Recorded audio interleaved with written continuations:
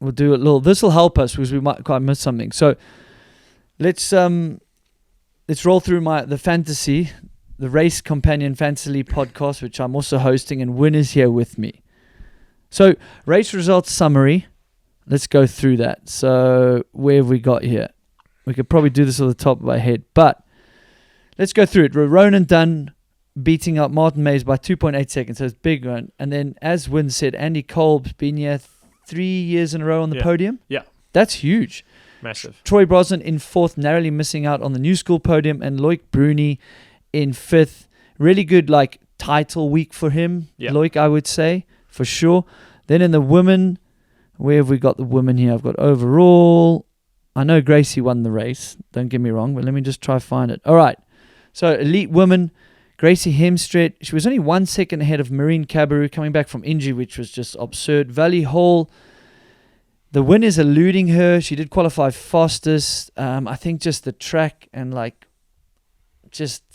can happen. The errors, she was in mistakes, 3rd. Camille Belange in 4th, and then Gloria Scarzi, that was cool, in 5th. So we have spoken about that. That's really cool. Then for you, what was one of the biggest moments throughout the week? Is it the weather, crashes, mechanicals? We haven't spoken about what is technically a controversy. From what I know, so Anna Newkirk had a rerun. Yeah. We talked about in Luderville because someone caught someone there and it wasn't going to be a rerun. Yeah. So the info I have from a commissaire, to their knowledge, catching a rider is not a rerun. Yeah. Is what we're hearing, in the rules book. And then there was video evidence as well. And this is a commissaire decision. Yeah. So it's no ill feelings to Anna, Nico, Thibaut at Commencel has no ill feelings about this. I think they're a little bit surprised or bummed that there seems to be not consistency in that rule. It either needs to be rewritten and you are allowed a rerun with certain evidence. Yeah. Or you're not. Yeah. I don't know if you dug into that at all. I've never dug into it, so I don't know if that is the true rule, but there definitely needs to be a lot clearer. Yeah. Because you probably should have a rerun if your run is impeded by someone else. I would agree. Yeah. I would hope that you can if it is impeded. Because otherwise you miss qualifying for nothing of your fault. Yeah, it's out of your control for sure. Yeah. Yeah, and it just sounds like it's not a rerun. But then maybe then they're allowing these individual cases, so I don't know what the consistent rule is. So and she had to do a rerun after the men. Yeah, so the conditions got better. Yeah, it got better, but then there's been 100 riders on track. So it could have got worse. Yeah, it's it's probably rolls better. Yeah. But she had to do 3 race runs on the qualifying day.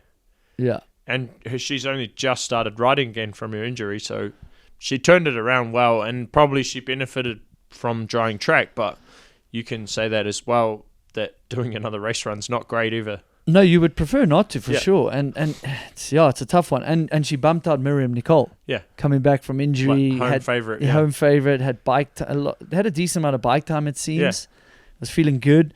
So, it's a bummer, man. It really is a bummer. But like I said, I'm just speaking to people more in the know and team managers. And they are frustrated with, it seems like, the inconsistency, which you can see, and they're dealing with a lot more. For me, the big moment was the weather. At not one point could you predict what was going to happen.